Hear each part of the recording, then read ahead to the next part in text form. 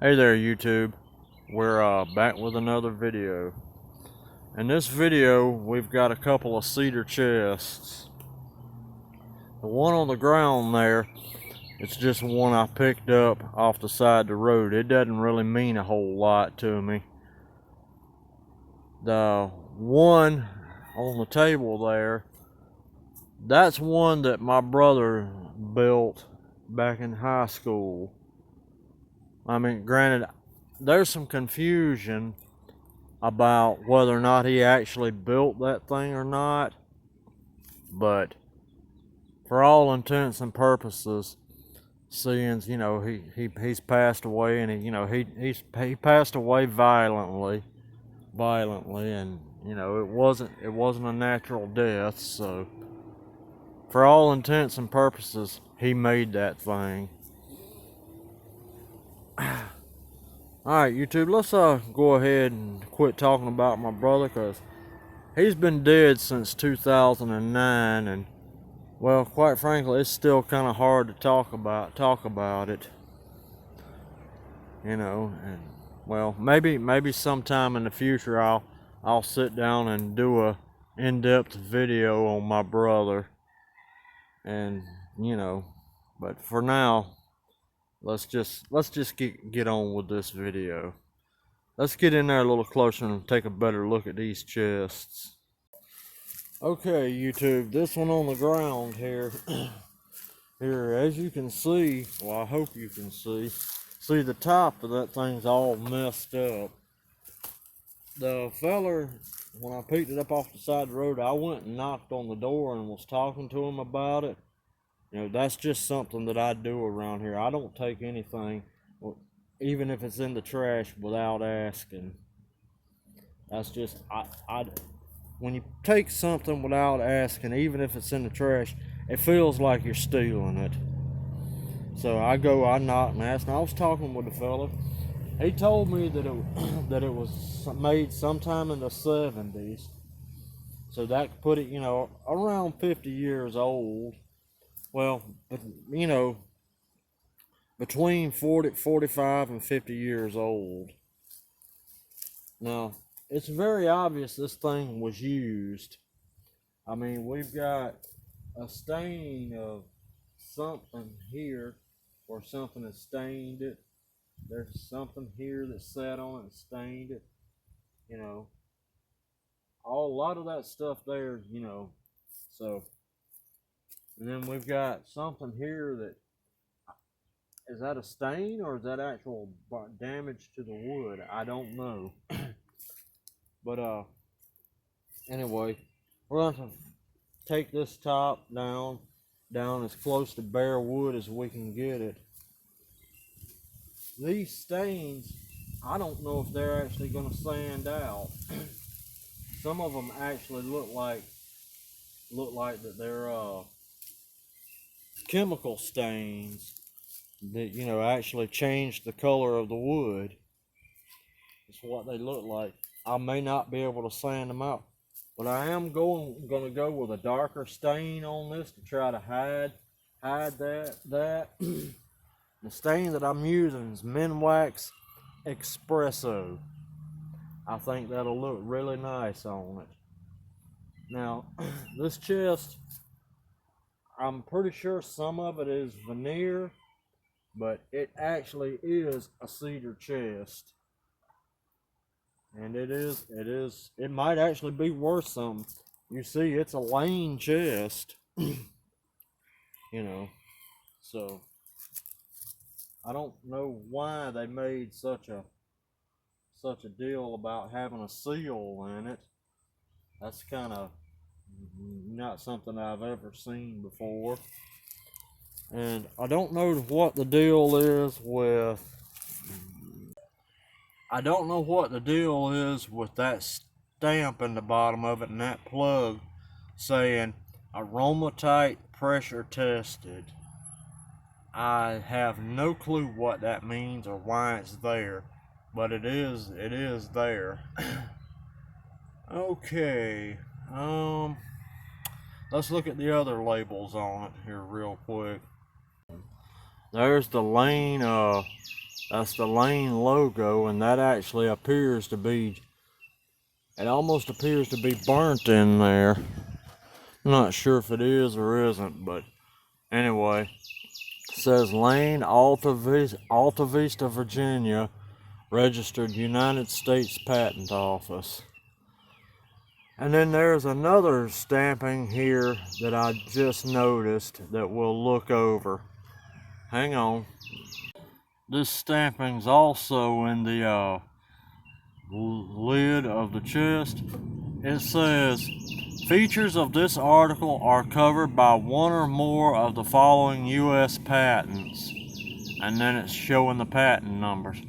And foreign patents. Other U.S. and foreign patents are pending. I'm not sure if they actually real serious about that or not, because generally furniture can't be patented, you know, so anyway, it is what it is. That's probably just something that they put there to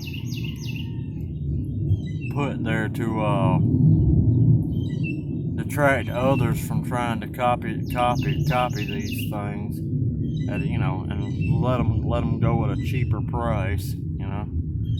Well, I understand it, this Lane stuff wasn't really cheap to buy. You actually had to be pretty well off to afford more than a piece or two of Lane furniture. But it is what it is. Let's step back out of here, and I'll go into more details about the few little minor repairs this thing needs. Okay, for the repairs on this thing, we've got this foot or leg or whatever you want to call it. It's only part of it that broke off.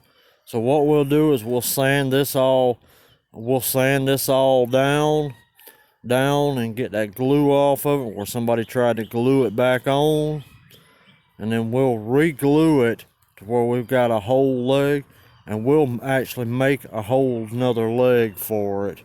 I've got the wood in the barn already. Here in these corners there's a little bit of separation, you know, which we'll fill that and it should be okay. Which this separation right here is not really that noticeable that I can tell, so we'll just fill it and it should be okay. Then there's quite a bit of separation in this back corner here, which, you know, I don't know how much I'm going to be able to do about that, because it's actually quite separated quite good. So we'll try to bump it back together, and then, you know, put some glue in it.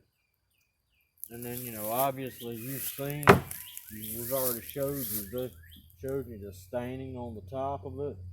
There's some damage to the veneer here and here and here, but I think I can make this thing actually look fairly decent. Again, that back leg, by the way, well, that broken leg was on the back of this thing, by the way. But anyway, let's move on to the other chest. All right, I'll be back in a few seconds, YouTube. Okay, YouTube, that cedar chest there is not all cedar. It does have pine in it, which, you know, it is what it is. It was a high school project. That one is not terribly old either. At the time my brother would have been in school and made that, would have been about 1995. You know, well, yeah, somewhere between 90 and 95. I don't remember exactly when he graduated and all that, but anyway, let's move in and get a better look at it. That one's actually really rough, but we'll go in and get a better look at it. Okay, YouTube, we've got some kind of staining here, the clear coat that they put on, which I'm not entirely sure if they put a lacquer finish on this or if they put polyurethane. Anyway, there's runs all in that. That's gonna have to that's gonna be quite the bear to sand out. It's nasty. Yeah, let's see.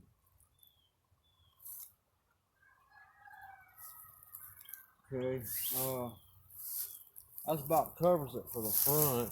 It's got the woods all messed up here, but I think we can actually repair that enough to where it won't be terribly noticeable. Anyway, I'm not going to do a full restoration on this because the damage to this that's done to this thing, I know how some of it occurred, and I think I'd just rather keep it there to show how hard of a life, well, not necessarily hard of a life this thing had, but to show where it's been in my family. Let's move over here onto the side of it. This trim piece right here is actually broken off, and I'm not sure if this is separation or just where it wasn't that great of a joint. You know, there's damage here on the side of it. My brother told me how this happened. Well, because of the current situation with that particular brother. By the way, there were 6 of us, in case you didn't know. Due to the current situation with that brother, I'm not going to say how all this happened, and there's similar marks on top that happened in the same way. So, you know, we're not gonna talk about that. Anyway, there's runs in the finish here and here. It's broken here. This piece, I think, seeing that it is damaged so badly, honestly, the best thing to do would be to just go ahead and replace this whole piece. That looks just like a simple 1/4 inch round over, which I should be able to achieve fairly easily, I think. You know, but anyway, we'll see when it comes to it.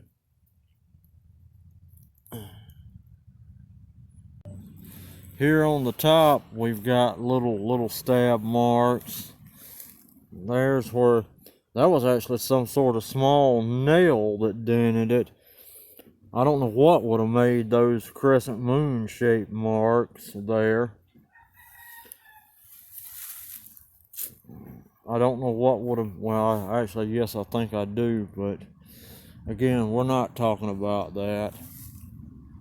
There's some other mark. This one's kind of beat up, but I think that'll be just saying that out where it's not noticeable. Again, let me set y'all down again, YouTube. I should have paused the camera for this. Again, there's runs in the finish here, little dents and dings all over it. As the trim's tight, nice and tight here, but separating here, which, you know, it is what it is. Let's take a look at the back of it. I suspect the back of it's probably in better shape. Well, the back of it's just just a scratch or two here and there that's real superficial that will, you know, sand out. There's one that's slightly, but you know, it's in better shape than all the rest of it. That hinge there is a little rusted, but we'll pull it off and clean it up. Let's move around and take a look at the inside of the box.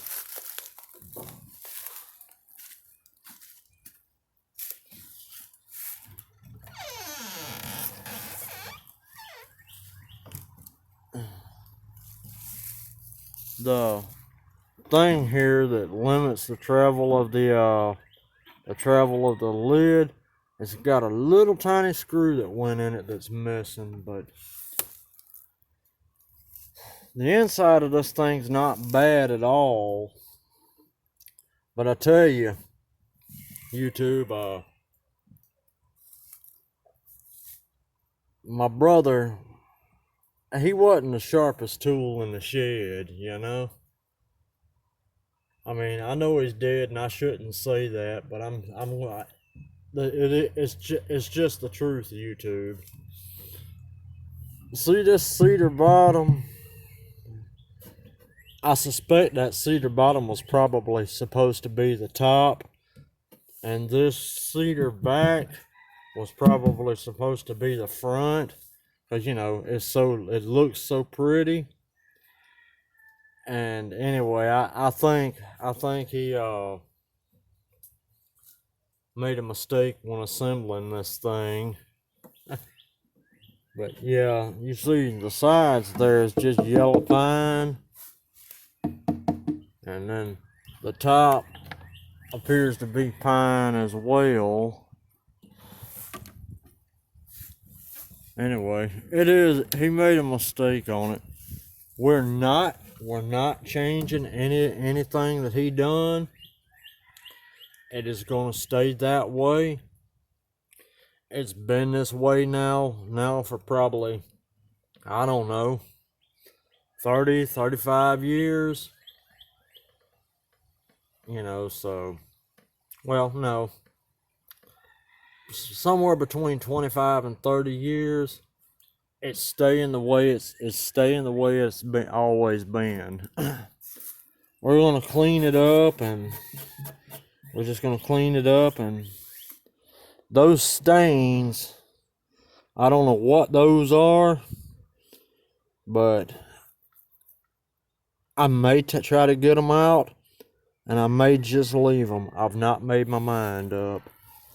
But anyway, this thing's pretty rough, and it's going to take quite a bit, so we're actually going to do the lane chest first, because it'll go quick and simple, you know, and get that for my dad. I promised it to him, and I'm actually taking this one, and it's going to go in my bedroom because it's smaller, and I actually want to store my ammo in it. It's what I want to do, and you know, so that's what that's going to be used for, just ammo storage. I don't have enough ammo to even cover the bottom of the box, but you know, at least I'll have room to collect some more ammo if I decide to do that. Okay, YouTube, that's going to be about it for this video. I thank y'all. Oh yeah, I forgot to tell you, I've decided for the clear top coat on both of these. I just don't know what kind of factory coating they would have had, or manufacturer's coating, or whatever you want to say. I've decided that I'm not going with a polyurethane coating. I'm gonna go with a clear semi-gloss lacquer. I would have went with a full gloss lacquer, but Lowe's didn't have none in stock, except for in an aerosol can, and I just wasn't gonna do that because it's not as smooth as I like. I'd never get it to look the way I wanted it to look. But anyway, YouTube, I thank y'all for watching, and I would appreciate it if you would like, subscribe, and comment. And if you want to get some of your friends in on this party and get them where they can laugh at me too, and you know, all that good static, share the video with them. Might give somebody a pretty good laugh. All right, YouTube, y'all have a good day.